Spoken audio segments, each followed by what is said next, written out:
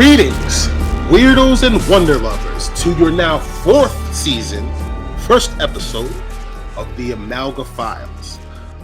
This is a show where we pretty much like to set a stage, and I would like to say we don't so much debunk things as we like to ask proper questions and get them looked into correctly.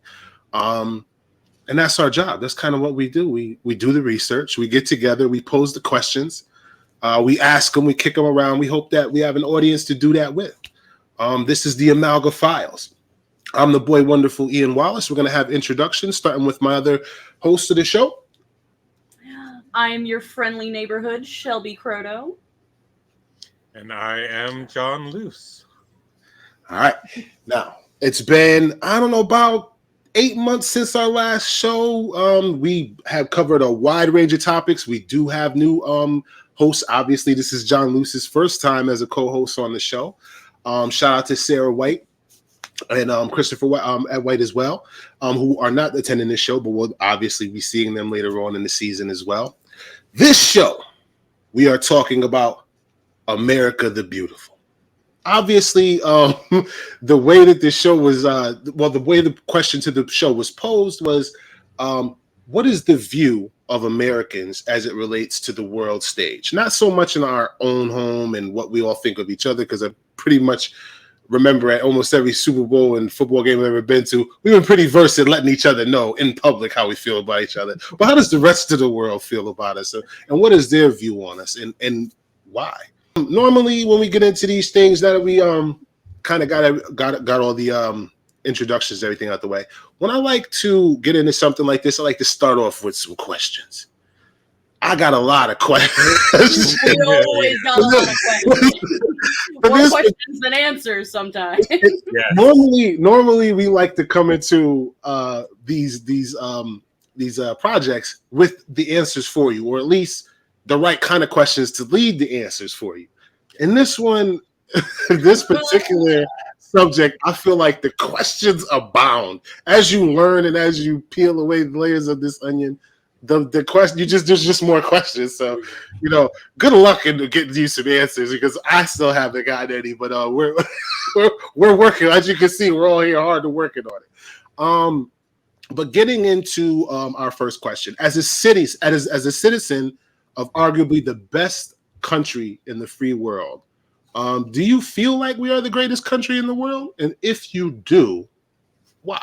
Well, I could definitely open up and say that I think that there's no one answer for this, because I would say yes. That's actually a good answer.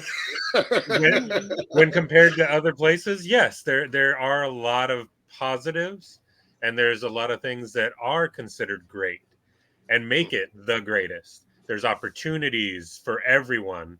There's a lot of things scientifically and technologically that are very forward in the world and forward thinking.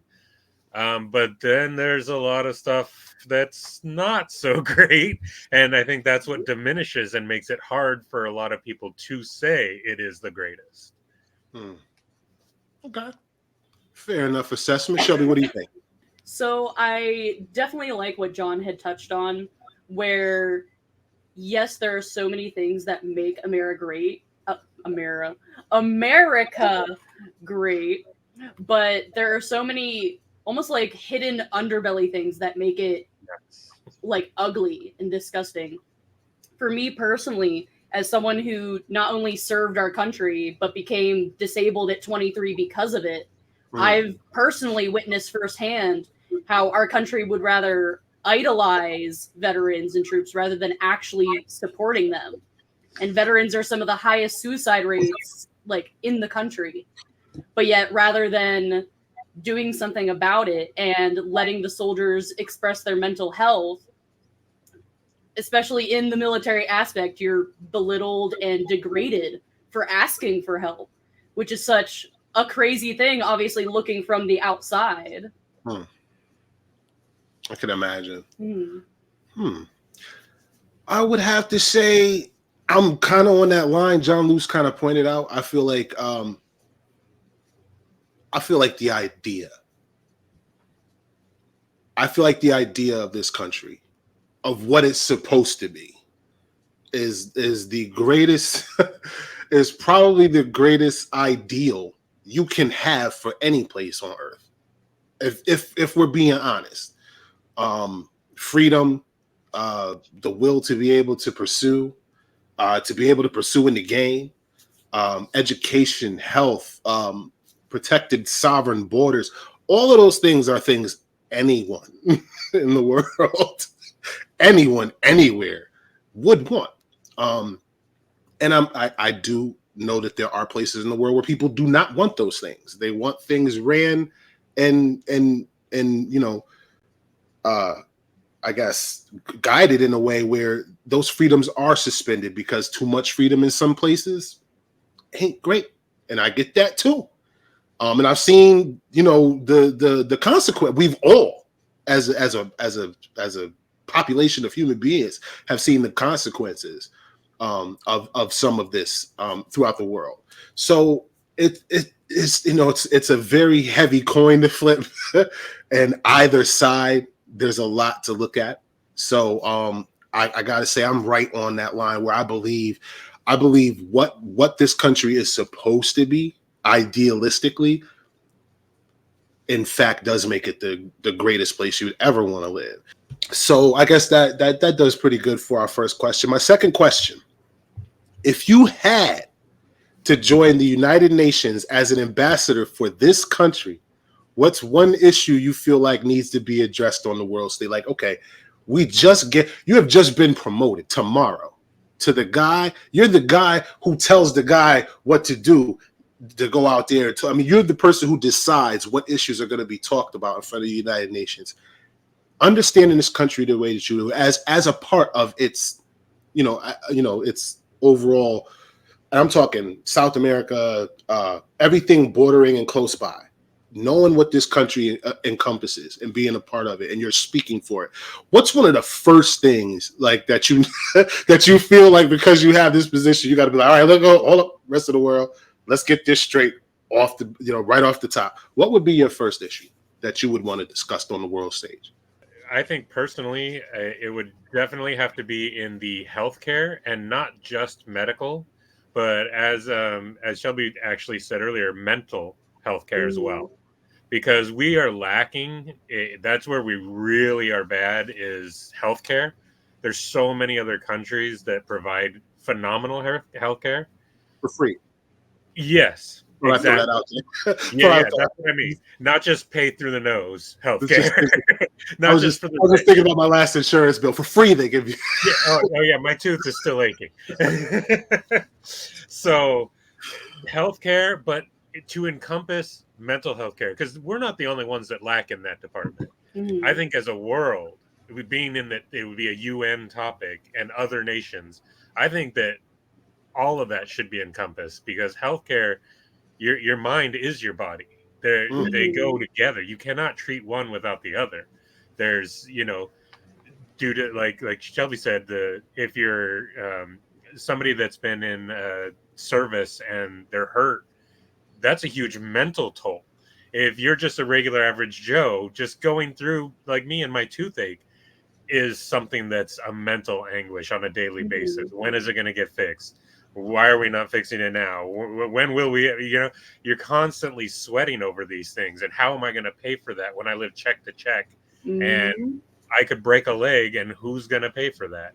The mental goes right along with it, let alone the deep psychological issues people need to get over that are a big part of things. So hand in hand, those would be my two foremost topics.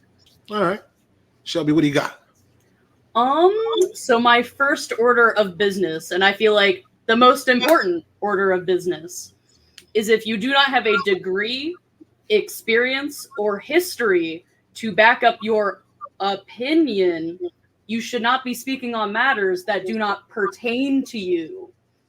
For example, 80-year-old male politicians should not be talking about what women should be doing with their bodies. Period. But I mean, they are lacking of expertise on the subject. I mean, that falls under obviously so many different areas. I wouldn't take my boat to a car mechanic. Exactly. That there, and I'm like, so hearing the opinion of some people that have no knowledge based in some of these subjects is definitely stressful. I can imagine, to say the least. So that would be it. Would I guess to make it a little more concise, you would want to make sure that the proper people are speaking for the proper people when it comes to these issues. Like the right voices. For representation. Exactly. Representation matters. The right voices should be heard. Not a certain demographic of people should be the only ones speaking all the time. If I'm the person up there giving this address or speaking to the world stage as a country, I think the first thing for me to just want to blurt out and make sure that I get out there is I would want a very, very clear separation from the government of this country and its people.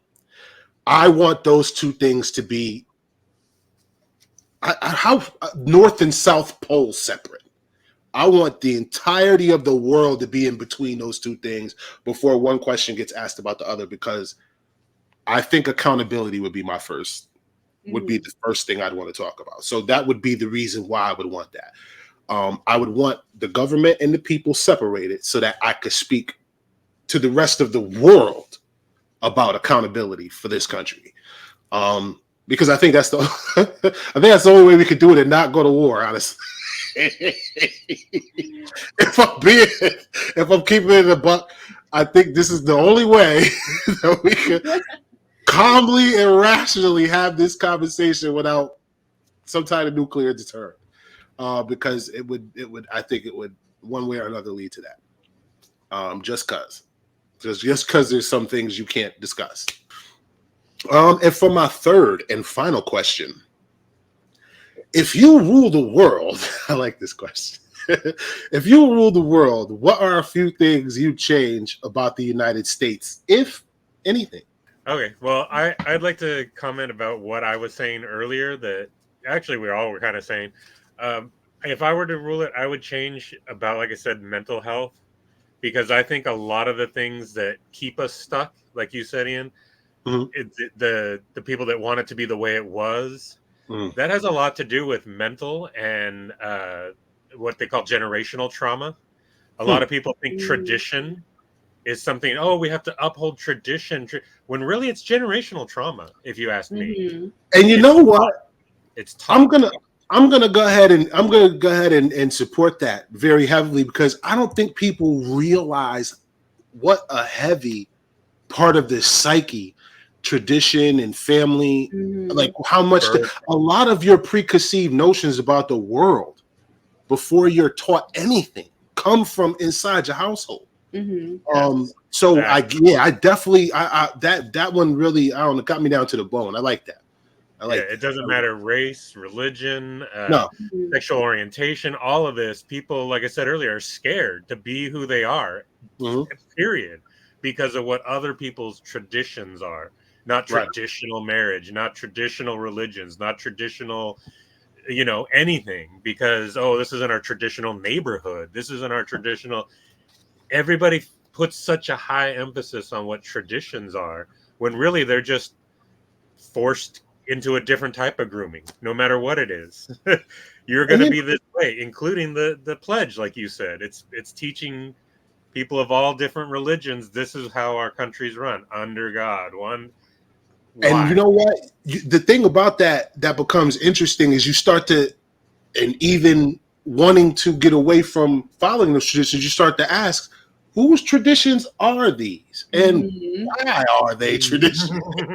And which could get you some backlash. But these are the questions you want to, because without asking that, you're kind of implicit, whether you want to be or not. Like without saying, well, why are we singing this, or why are we pledging allegiance to these specific colors? What does this represent? When you start asking questions like that, people will get angry.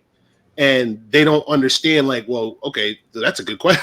They'll think to themselves, like, well, damn, what do these colors represent? They don't bother to stop, because, like you said, tradition dictates that you don't speak against these colors. You don't say this. You don't have an opinion. You just shut up and pledge allegiance.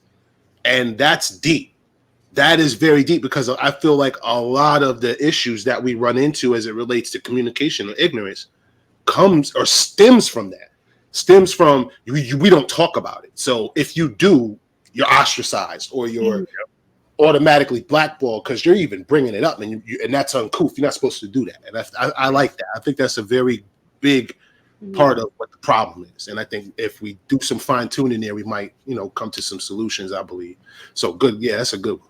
Just to touch on a couple topics that I'm sure everyone has in the back of their mind: healthcare, affordable housing, sustainable income, true freedom of not only love, expression, but also voice. And I mean, especially what John had said, like if we, as not only a country, but as a human race, are not willing to do the work introspectively, but also externally, like, is this really going to be a future worth leaving to our children and their children? Because if we're not willing to better not only ourselves, but the people around us, what's the point? You know what I mean? If we're going to stay in that same mindset consistently, there's no growth. I feel like the biggest, for me, I don't even think I would be able to discuss anything in this country without completely abolishing all forms of what our government is as of right now. I want it gone. Just uproot it all. All of it. I mean, like weeds out of a garden. We starting over. Yeah, reset. And when I say that, I do not, and I want to make this very clear, because there's a distinction when you say things like that. You are not only correct, but you are also speaking in a very broad sense. And I want to make sure that I'm being very distinct. I understand that there are good members of this government and who have fought for people's rights and for the right thing. And Shelby, it brings me back, and I'll never forget this, when we were talking about systemic racism, something that you said, and it's echoed in my heart. This was years ago, but it echoes in my heart every single time I see anything. When I see one bad apple in a bunch, I think about this the statement you made about the police force that we were speaking on at the time, and it was you were kind of defending this acronym that was out, ACAB, all cops are bastards, or something. And I think that you were defending the few officers that could be defended by saying, unfortunately for them, they are part of a bastardized system. Yes. And that's why, for me, that's what I all forms and semblance of government in this country as we know it would stop the second they gave me power. It would all just stop, all of it. Thank you very much for your tenure. Thank you for your service. Get the fuck out and go home. All of yous. And we're starting over. We're literally starting over from the beginning. I don't know how we're going to get there. I'm sure there's going to be some fighting in the streets. It's going to be ugly, but it's going to be so much better after that's over.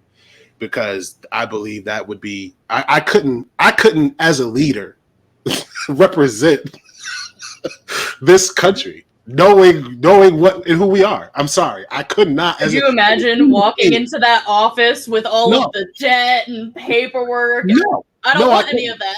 No, I couldn't. And that's exactly why. That is exactly what led me to this conclusion. No, I couldn't. I couldn't imagine it, and I don't want to. And I wouldn't want no parts of it. And I wouldn't want to represent this country from that perspective in any light. I wouldn't even want, because that's not what we are, I believe. But yeah, that would be it. It would be a complete abolishment of the entire governmental system as we know it. All of it gone in a day. We would just be sitting at home for a few months trying to figure it out for real. That would be because I believe that's what has been our biggest saving grace as the world stage is concerned, and also our biggest crutch. I believe it has always made us less than what we should have been. So yeah, that would be my thing. And now that we got all of the questions out of the way, we're gonna stop right here and we're gonna pay some bills. And after we're done paying some bills, we're gonna come back and then we're going to get into a giveaway for you guys. And then we're going to get into the meeting discussion and a lot of the research that we've done and some of the ideas that we've come up with and why we were asking some of the questions we were asking. So enjoy this commercial break. Stay tuned, and we'll be right back with the Amalga-Files Season 4, Episode 1. Are you a fan of the Teenage Mutant Ninja Turtles or the Teenage Mutant Ninja Turtle comic books? Then Epic Tales from the Sewers is a podcast for you. We cover the comic books, video games, movies, cartoons, and anything else turtle related. We talk about the toys, we talk about the cereal, we talk about all the fun things about turtles that we love so much. So give a listen.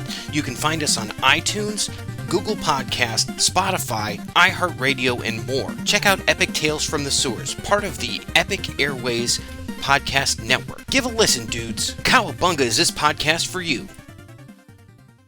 Welcome back. Come on, you guys missed Welcome Back, Carter. Come on. Oh, yeah. All right, one guy knows it. I remember. You're good. Long as I'm not alone, man. Don't leave me out here. Don't leave me out here alone, man. No, but, the hogs, man. The hogs. Yeah, there you go. Now that Jon Luce and I have thoroughly shown our age. Welcome back to the Amalga-Files Season 4, Episode 1, America the Beautiful? ? We got a little bit of a giveaway for you guys. As is customary, we like to spread the wealth, and we'd love to have our audience know that we're thinking about you guys. So on the next show, we're going to be talking about, well, I guess we usually tell you this at the end of this program, but since you're getting a little bit of a treat, the next show we're going to be talking about AI. I'm going to personally name the episode, Do You Want Terminators? This is how you get Terminator. Shout out to Jordan Lynn Everson. We love you. But yeah, that's good. That's the name of the next episode. We're going to be talking about AI, all of its necessary and unnecessary functions in our society and where that's leading us. And as the reason why I'm bringing it up is as a part of the giveaway, I'm going to invite the winner of this giveaway to either give us a soundbite for the show or come on the show as a guest and let us know what you think about artificial intelligence and if we're going to get Terminators anytime soon. Along with that, I'm going to be giving you a digital or hard copy version of Behold a Pale Horse by William Cooper. It is a piece of literature that this particular podcast swears by and would definitely recommend anybody on a reading list of conspiracies or just knowing how certain things work and mysteries and all of that. Just a great piece of literature. So you'll be getting that, and you'll also be getting this crystal energy set. Ooh. That is also a part of a self-care set that I'm going to be sending you from Acid Kitty. So lots of goodies, and all you have to do if you want to have all of these wonderful things is just follow along with the topic of the show and let us know, as a citizen of this country, how do you think the world sees us, and how do you think, do we deserve it or not? So basically, how does the world see this country, America, and do you think we're deserving of that? Answer that question in any way, shape, form, or form. You can DM me, you can send me a video, however you want to answer that question. You send me the answer or put it in the comments of this communication. And we're going to pick a random winner and have you on for the next show talking about the Terminator, talking about Skynet. We're going to be talking about Skynet for the whole net. Now we're going to talk about artificial intelligence and where it is leading us in this country. Is that a good or a bad thing? So there's your giveaway, ladies and gentlemen, for all of our listeners. Let us know what you think, and we can't wait to hear from you. Okay, guys. Now we're getting into my personal favorite part of the show. We're going to be getting into the target discussion. Where do we start? I guess we could just start from the beginning, this country's inception, and how that, I guess, to kind of know where we are, we got to know where we were. But at least our story as African-American slave individuals was told and was pretty much publicized and was on the world stage for whatever good it did. At least there's a history for it. There's a lot of things that I am discovering that have been going on in this country and have been happening that they just been going on and happening. Nobody really has done anything about that. And I feel like that is the reason, the real reason for these conversations is, and to have this platform is to be able to not only shed the light on these things, but do what we can to correct where we're going next so that they don't happen again. Do you guys think, what were some of the moments where you were looking through your research and going, this really happened? Because I got a few. So what were some of your moments like that where you're looking through kind of, doing the research for this topic and you say to yourself, like, wow, like really? Like this didn't flip the country over on his ear? Like, what was your moment for that? Because I got at least two. That one thing that got me was due to talking to other people, because my wife is German. She knows other Europeans, people that aren't from here. There was a few topics. It was kind of widely through healthcare, social political divisions, things like that, contrast and expectations, political criticisms. There's a lot of different things, but one thing that rang true through everyone was our leaders and how we follow them, no matter what they are or who they are. A big thing that surprised the heck out of me, which I mean, most people know, you can't vote in every state but 2 if you're a felon, but you can run for president. Easily. That blows my mind. That blows my mind that you can have criminal aspects, you can have all kinds of trouble in your life all the way up, and most candidates just hire a good team to bury whatever's wrong with them, including all the way up to our current fiascos where we may have somebody running from behind bars, and it wouldn't be the first time. It's happened before, and it's like, how do these people in power that everyone looks up to have these things that are behind them, whether it be criminal activity, whether it be greed, whether it be unscrupulous business tactics. There are a lot of people that came up through those things. And I mean, I know our country is also born on that. I mean, we were kicking tea in the harbor. We were the criminals until we made ourselves who we are. So it makes a lot of sense that it became that way. You can't have all the people who are, going against the king and the country, and how do they get to be in power? Because they are criminals. Right. So I can see how it was let through, but it just seems that over the ages, what the founding fathers were fighting for, as we've discussed earlier, isn't what we're holding up. It's not those practices. Like you said, it was a good idea. They came about it for a right reason, but it's evolved into something else. What are some of the most egregious to you when you seen this? It kind of called you to action to want to learn more and know more and say stuff like this. Like, we can't have stuff like this happening in our country. Like, if you could think of one event where you're kind of looking back and going, I can't believe that this was, like, on the world stage, this was allowed. What would it be? What one event would you want to point your finger at and say, this is a point where we could have did a whole lot better and turned this country around for you guys? What do you got? Continuing with what I was saying earlier, I think going back to where we were founded, everyone knows the Boston Tea Party, and were we really being taxed so much on tea that the common folk were upset about it, or was it that 1%? Who's sitting around having tea all day and getting taxed? Was it the guy, the blacksmith? Was it the farmer? Or was it the rich and the elite sitting around pissed off at what? So that was actually what I was going to lead into with that statement. That it started on good principles, but yeah, who was it for? Who wanted that? And it was the powerful. It was the rich and the powerful, and that's what this country was founded on, based on those. Yeah, like you said, it's for everyone, but really they were just making sure they had theirs. It was a greed factor. What do you think that we're going now from what we have learned about ourselves as a country on the world stage? What do you think that's leading us to, going to what the world's climate is looking like presently? We're all in the news. We all know what's going on. How do you think, the rest of this world looks at us as a country? Pretty. I would imagine not good.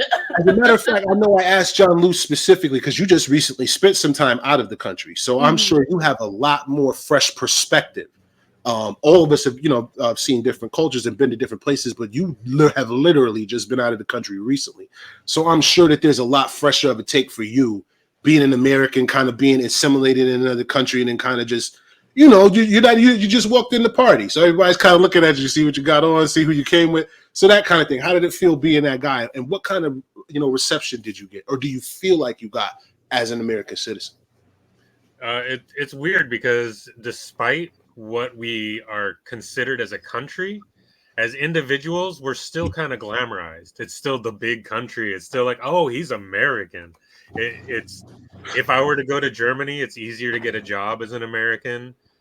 You don't need as many credentials because you're over here.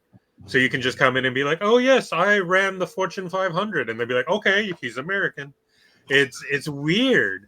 It's weird that they still hold us up so high on a pedestal when if you ask the individual people, they're like, oh, man, there's problems over there.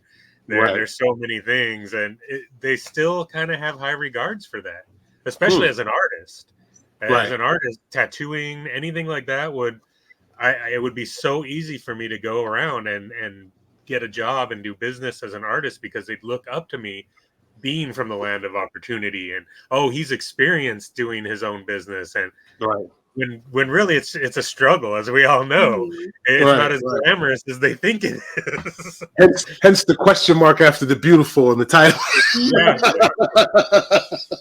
It's weird. It's weird being both sides of that. And then me sitting there looking at the countries. I mean, mainly it was in Germany, but other European nations too have the same thing. It's like their healthcare is better. Their job systems are better.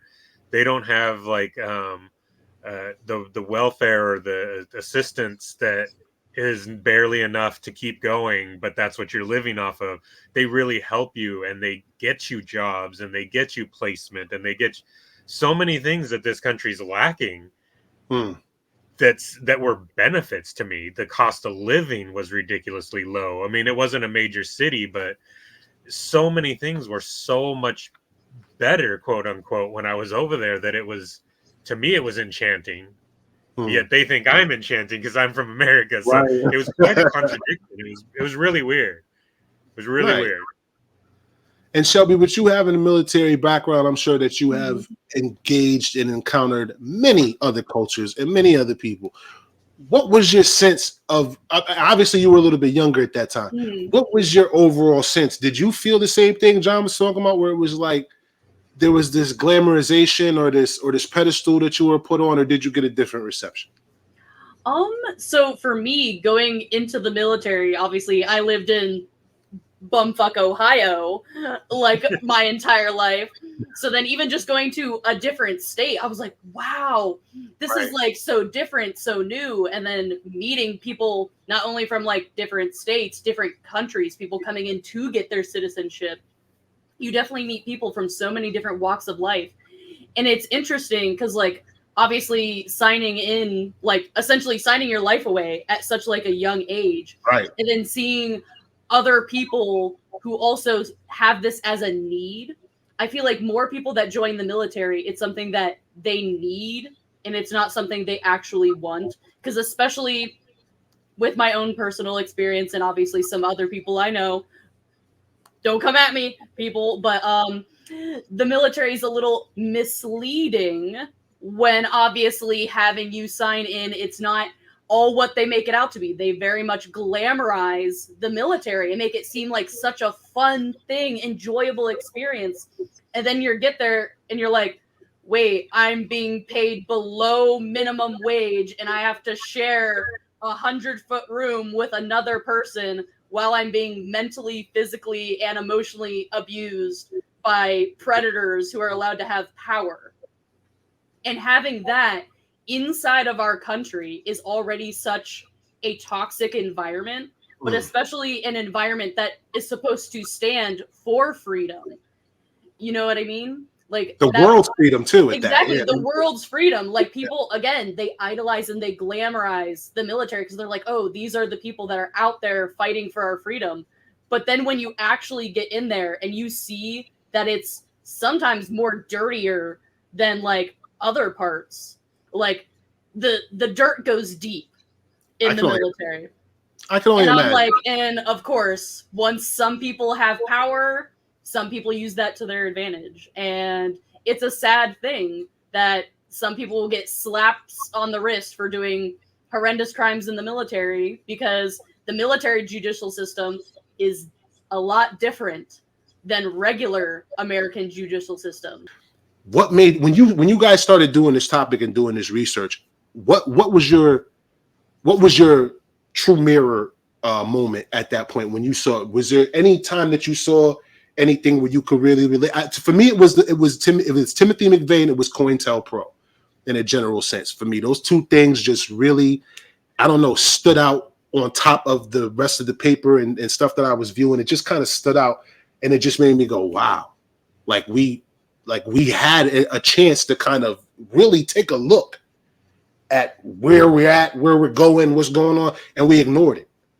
I feel like we just kind of missed it, and it just was like, oh, well, it happened. It's over. Let's just go on. And the Super Bowl is coming. This next year we got the Coke and Pepsi. Which one do you like more? Like this is where, like, what happened to us as a country. So when you were doing this research, was there a moment where you just couldn't go on to the next thing? You like were researching this thing, and you were like, oh, wow, this is why we're doing this topic. Was there anything that stood out like that for you guys? I'll go ahead and say that a lot of it was what I was looking at was the aspect of criminality and their backgrounds. And like I said, a lot of our leaders, whether it's presidential or not, there was a lot of people with corruption and things that went into it. That's a little bit distracting from what you were talking about. My topic was a little different, but right. It's been since the beginning.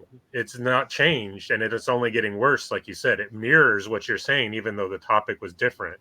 Right. And I fully believe what you're looking into goes back to what we were saying earlier in your topic of it has to be destroyed completely. Because I think people like McVeigh are blowing out a window, and the whole building's still there. Right. Nobody's going to tear down a building because the window's out. They're going to scratch that window. They're going to put on some paint. They're going to say, look, it's nice and shiny and new now, when it's still the same foundation. It's the same walls. It's the same everything that built that horribly corrupt or horribly twisted building. And to get rid of all the things that make it that way, you can't just pop out a window. You can't just replace a door. You can't put on paint. You've got to take that thing from the ground up. You got to make sure that the ground is good and even. You got to make sure everything has been rebuilt up. And the only way to do that, I agree with you, is to somehow get it to ground zero and start over. To kind of refocus and to get us to the point where we're wrapping up, there's nothing more important than that. For us to take more control and have a more active role in how we're being represented, and to take some of our power back as a country, some of our voice, and to represent ourselves correctly. We have technology now. We have other ways to communicate. There's no reason for us not to be able to communicate as a people with the rest of the world. I feel like we've gotten lazy. I feel like Jon Luce said, and definitely like Shelby said, we have not only gotten complacent, but we've gotten to the point where we're kind of, although we know that this house is corrupt and we shouldn't be living in it, we've just gotten so used to being in it that we're not questioning. We're not questioning how this house is being ran. And I feel like that also makes you complacent too. So we got to ask. We got to ask, why is this being done? Why are we doing this? Why are we going over there? Why are we hurting these people? Why are we even involved in this thing? These are all questions we need to ask as a people, because the consequences will affect all of us. The consequences of these choices that are being made affect us all. The way the world sees us, the way we're represented to the rest of the world, the message we'd like to give and can't because of that perception, and what that would do for us. I feel like, can you imagine how much better things would be on an international trade level if we were really able to kind of have that kind of lane where we could have more communication with these different international bodies, and what it would be like to have a little bit like I like the World Trade Center, the idea of the World Trade Center. I would love to see an entire like island nation built behind that idea, a place where like all people can come, not just the rich and the powerful and the government, but like anybody can come yearly or quarterly to come just mingle with the rest of the world and trade ideas. That would be an amazing thing to see. But I feel like as a country, we've always been heavily secluded in that way. So I think if we could do anything going forward, or if we had any real idea of how to change that, it would be that take our power back and have ourselves represented correctly. I feel like if we were able to do that, a lot would change. What do you guys think if we could have just one dynamic, something that you would implement immediately outside of those two things that I said? What do you think that some of those things would be? So to kind of round out a little bit of my thought and to kind of touch on a little bit of what you've been talking about, I feel like with every great rebirth, there needs to come death first. And I feel like us as a country, like you've said, there has to be barriers and structures that break down before we can start rebuilding that. Like, we're already standing on uneven scaffolding. Like, we need to tear the whole thing down and rebuild it back up. It's the asbestos. For sure. And I feel like that, in my personal opinion, a big pivotal point, I feel like, for not only our country, but I feel like hopefully the world in general, was 2020. Because you have to think, during that time, everyone had this in their hands.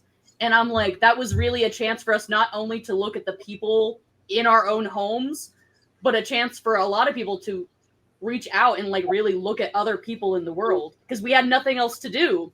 We were like watching people over in like Switzerland make bread, like a whole bunch of different trends that were going on. But yeah, I feel like it was a chance for us to really take a good look at one another as human beings and kind of find that sense of joy that a lot of people were missing and needed during that time. And not only that, I feel like more people started wanting to talk about the hard questions. And again, it's going to be hard. It's going to be a difficult process. But again, it wasn't supposed to be easy. I mean, that's from the beginning, it never was. I agree. Exactly. And I'm like, it's going to be some tough change for sure. But I feel like in order for us to move to that next level that we need to make these hard changes and these hard actions to really put those gears in turning. I think we brought up some amazing questions. Unfortunately, I feel like we there's no way we could have gotten to all the things that led to definitely not. I feel like we've covered the question very thoroughly, and I think I would like for our audience and our members at home to kind of ask themselves the same thing. Just how do you see ourselves as a country, and are we deserving of that perspective? Please let us know what you think in the comments. Shoot us all a DM, or just feel free to be in the original post talking to us. And our next show will be about AI, and if you want Skynet, this is how. If you want Skynet, keep making these automated trucks. That's how we're going to get Skynet. So we're going to be talking about AI and its benefits and some of the not so great things about it throughout the multiverse. And hopefully we'll have some interesting facts and statistics for you guys on that topic as we come on to episode 2 of season 4 of Amalga Files. So until then, this is the Boy Wonderful with Jon Luce and your friendly neighborhood Shelby Croto, signing off and say we can't wait to see you on the next show.